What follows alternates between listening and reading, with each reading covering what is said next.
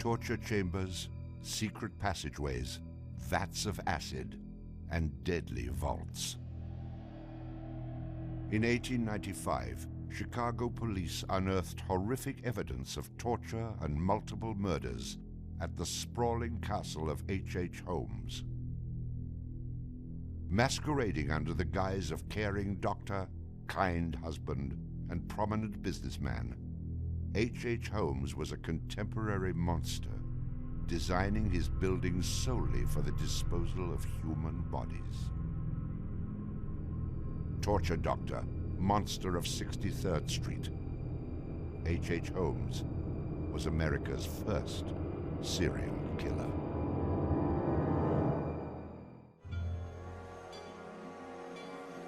Just south of Chicago, the suburb of Englewood was thriving with commerce. The train station itself had 9 leading lines of railway and over 100 trains stopping there every day. No other suburb of Chicago had this luxury. Dr. Henry Howard Holmes, a pleasure to meet you. Arriving in Chicago, Holmes finds work immediately at the E.S. Holton drugstore, located at the southeast corner of 63rd and Wallace in Englewood. Several months later, Everett Holton dies of supposed natural causes.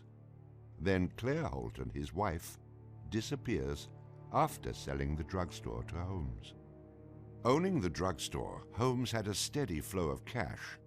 He would often purchase and resell goods and properties under his numerous aliases. In addition to scamming creditors, Holmes obtained his funds from other phony inventions, such as a mineral water elixir, which in reality was obtained from the city's water supply. 1888, Holmes secures a lease on the vacant property across the street from the drugstore, the southwest corner of 63rd and Wallace. It is here that Holmes will make his horrific dreams come true. He will construct a building for which the entire world will remember him. Fantasies start very young, and so what he did then was he took a step furtherance of his fantasies to make it reality. And probably, if we had done a little bit of investigation back then, we would have seen things like his plans, but not just plans for a building, because we'd expect to see architectural plans, but plans for his torture rooms. For the suburb of Englewood, the building Holmes is erecting at 63rd and Wallace is a massive construction project. Day after day, passers-by stop to gaze at the spectacle of the many laborers working together to create a magnificent new edifice in their neighborhood. Englewood residents were so impressed with the massive building that they named it the Castle. From its outward appearance, it seemed rather normal. But like the duality of Holmes, the exterior and interior of the building were extremely different. Holmes himself was the architect of the building. He was the only one who knew its design. There was this constant turnover of workers on the building. He would hire a mason to put in a wall and then fire the guy, or hire somebody to put in part of a staircase and then fire him. And there seemed to be several very sinister reasons behind that. One was he managed not to pay a lot of these people because he was always claiming that they were doing incompetent work. But the other, much more insidious reason was that no one except him really had a clear idea of what the structure of the interior of the house was. He had a huge bank vault installed in one of the rooms. And the way he did it was he put the vault in first while the building was under construction, and then built the room around it. And he bought this thing on credit and then refused to pay for it. The bank company said they were going to repossess the vault. Holmes said, well, come on in and do, but if you damage my building in any way, I'm going to sue you for everything you're worth. The bottom floor of the castle housed a pharmacy, jewelry store, barber shop, restaurant, and a blacksmith shop. Behind this innocent facade was a Gothic house of horrors designed by the mind of a monster.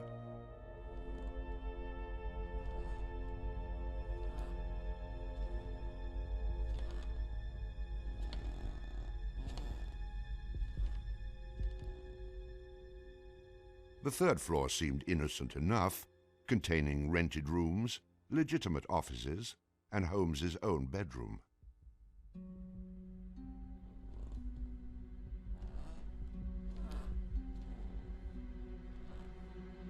But it was the second floor that contained 35 rooms, many specifically designed as killing chambers.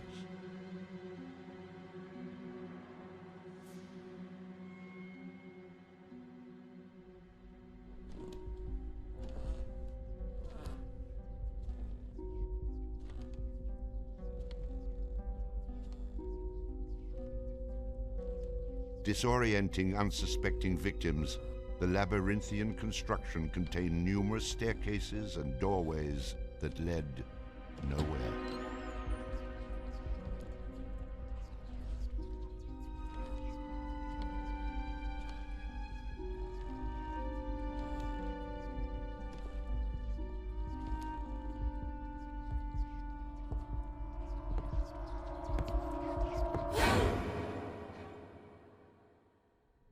For a quick method of hiding a victim's body, a concealed greased chute and trapdoor led directly into the basement of the castle.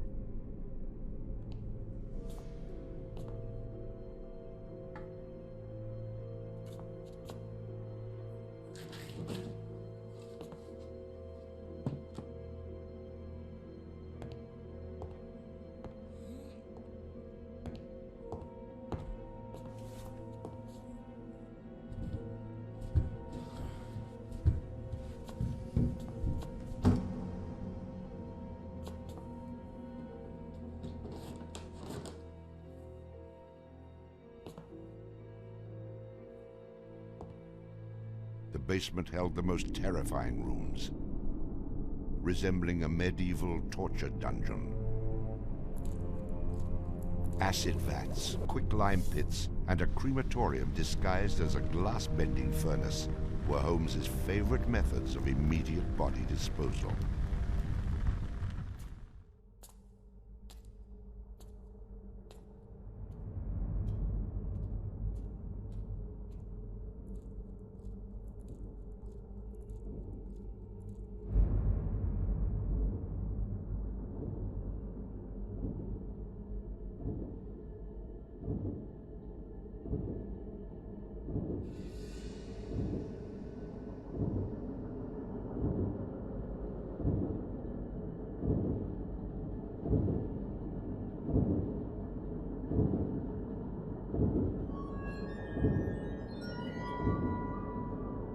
After cleaning and mounting their bones, Holmes would profit from his victims by selling their skeletons to local medical schools and universities.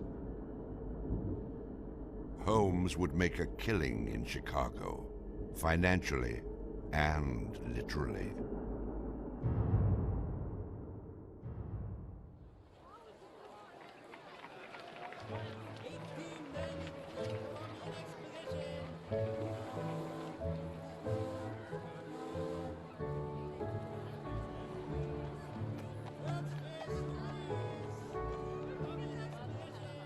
May 1st, 1893, the World's Columbian Exposition is open to the public in Chicago. Spanning 600 acres, sprawled out along beautiful Lake Michigan, the magnificent fair is a monumental sight to behold. Over 20 million people from around the world would attend the dazzling World's Fair between May 1st and October 30th, 1893.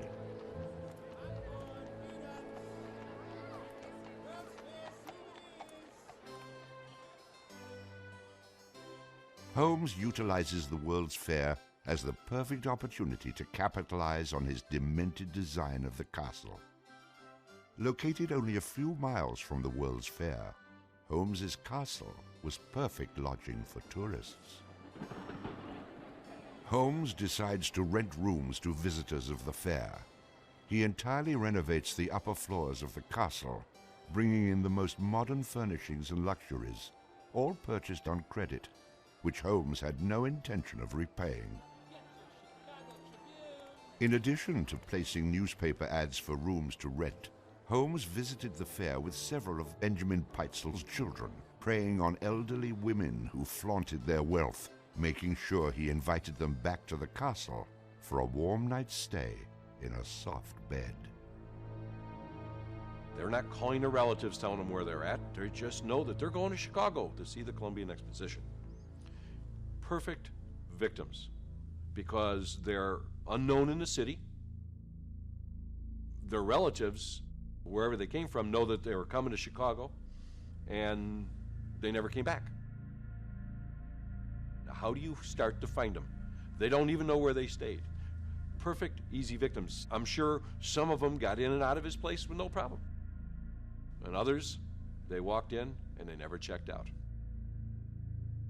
Some of the rooms had been completely lined with asbestos to make them soundproof. Hidden in Holmes's office was a master control panel which connected to gas lines leading into airtight sleeping chambers. Holmes would lead his victims into the rooms, lock them in, and turn on the gas, asphyxiating them while watching their demise.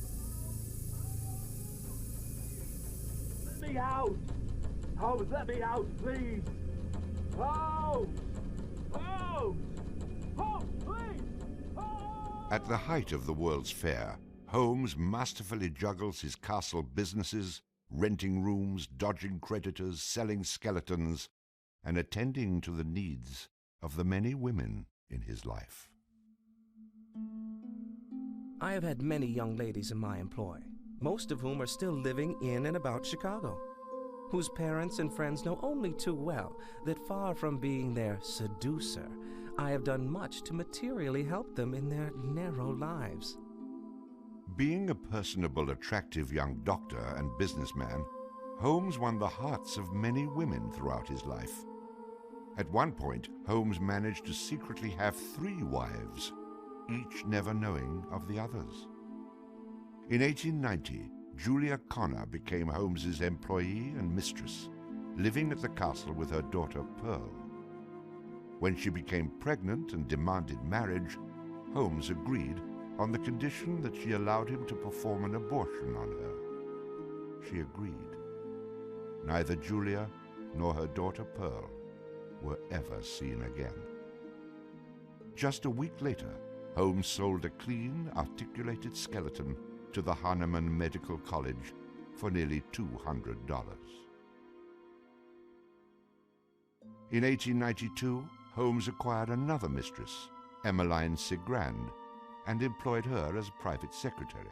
Holmes sent Emmeline into the vault to retrieve some papers and sealed it, suffocating her to death.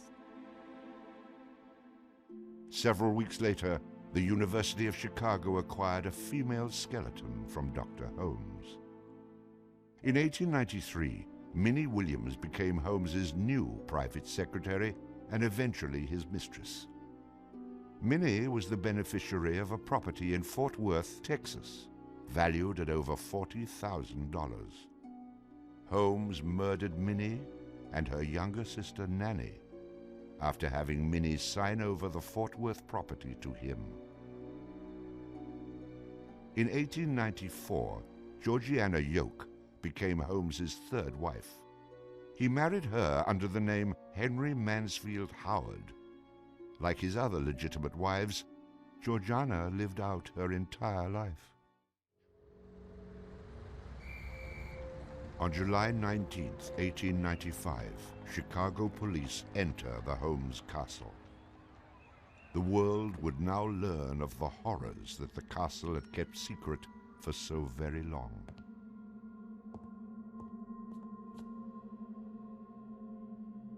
As disoriented detectives and police searched the upper floors of the castle, the true depths of Holmes's evil were waiting in the basement.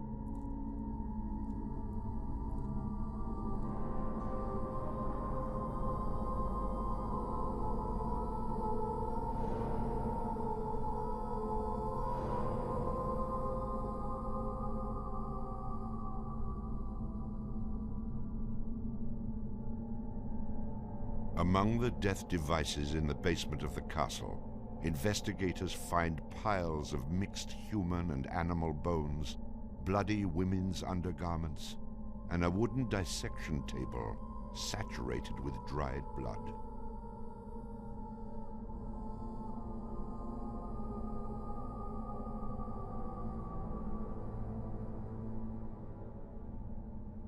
Chicago police were inundated with names of people reported missing from the World's Fair. 50 missing people were eventually traced to the Castle of Horrors. The evidence, blood and bones found in the basement posed a problem for 19th century criminal investigative techniques. It was very difficult to go and identify even the bones as being human in origin, because with the very small fragments you didn't have enough of the identifying characteristics to be able to make that ID.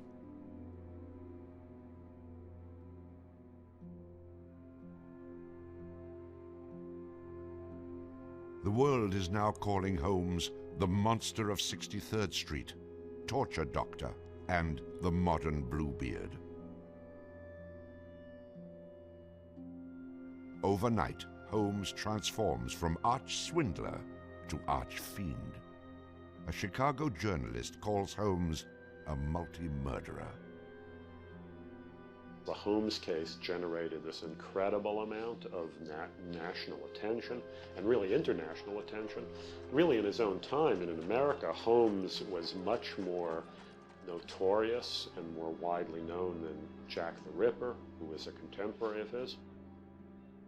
Then as now, people were very, very fascinated to sort of visit the sites of these terrible crimes. And his castle became a kind of tourist site. And there were various people who were wanted to take it over and turn it into a kind of murder museum.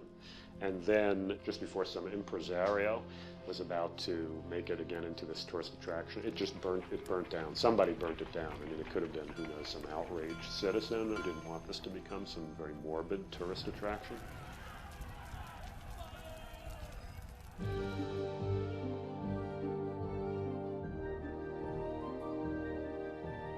Holmes's trial was kind of the O.J. Simpson trial of the day. It just generated this huge amount of publicity. The case had become a kind of national obsession. Of course, there wasn't CNN or Court TV back then, so it couldn't be covered quite as relentlessly, but it was covered very, very extensively. There were true crime books and pamphlets and all kinds of stuff.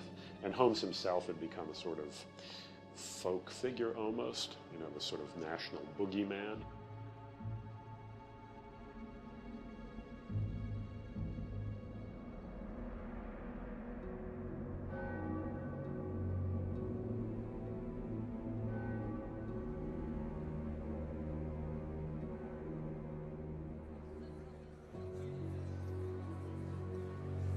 The courtroom fills for the final verdict to be read. Holmes becomes extremely nervous when not one of the jury members looks at him. In his entire criminal career, this is the moment Holmes never believed would occur. He is found guilty of murder in the first degree. Herman Webster Mudgett, alias H.H. Holmes, would be hanged on May 7th, 1896.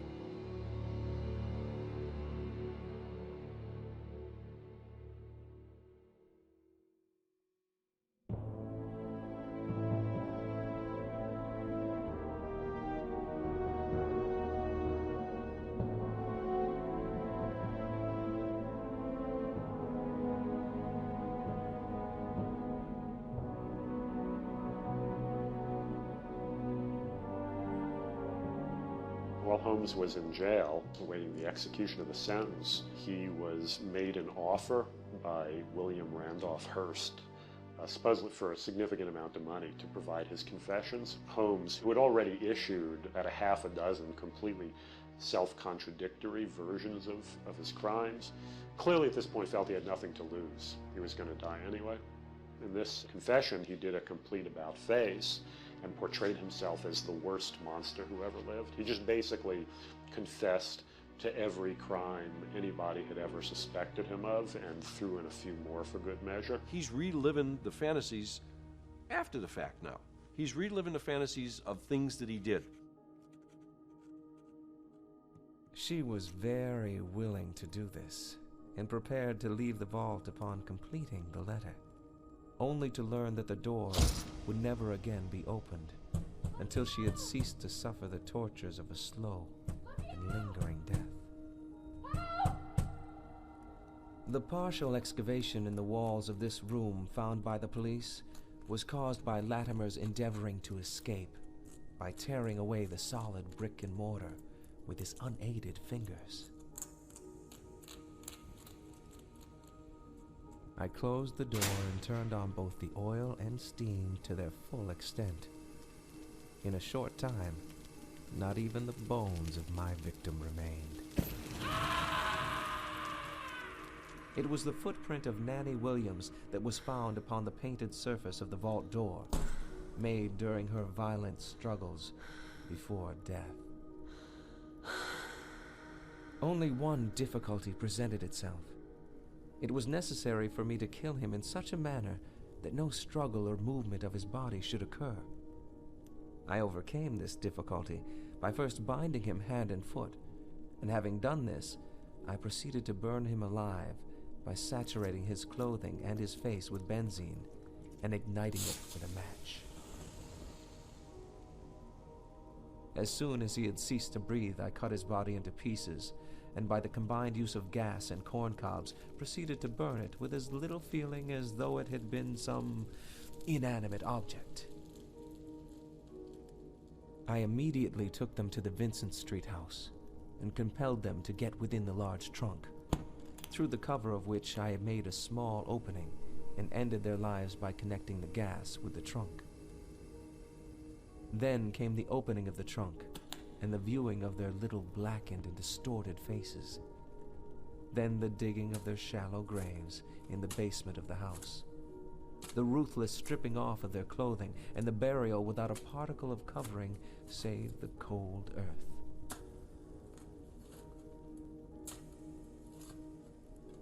I am convinced that since my imprisonment, I have changed woefully and gruesomely from what I was formerly in feature and figure. My features are assuming a pronounced satanical cast. My head and face are gradually assuming an elongated shape. I believe fully that I am growing to resemble the devil.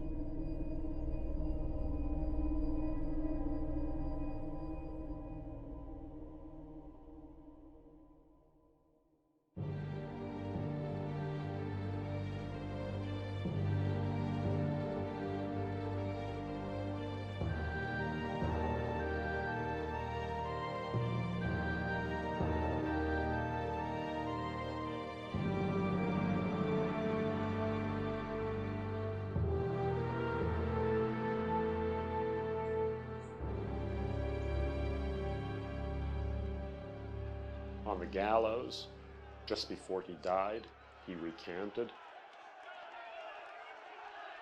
He claimed that the confession that he had published was a complete fabrication.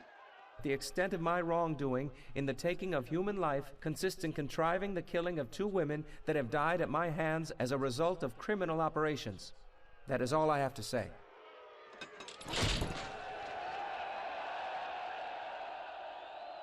H. Holmes is hanged on Thursday, May 7th, 1896, just 9 days before his 35th birthday. At 10:25 a.m., he is pronounced dead. He was very concerned that after his execution, his body would be dug up either by medical men seeking to dissect his brain and find out what made him tick, or just ghoulish sort of, souvenir hunters. And he requested that he be buried within a big slab of concrete, which he actually was. One of the things about Holmes is that nobody knows for sure how many people he actually killed. Although in my researches, which were pretty, I feel, thorough and extensive, it seemed very clear to me that he murdered at least 9 people. There have been stories that he killed 50, 100, countless people, particularly in Chicago at the height of the World's Fair.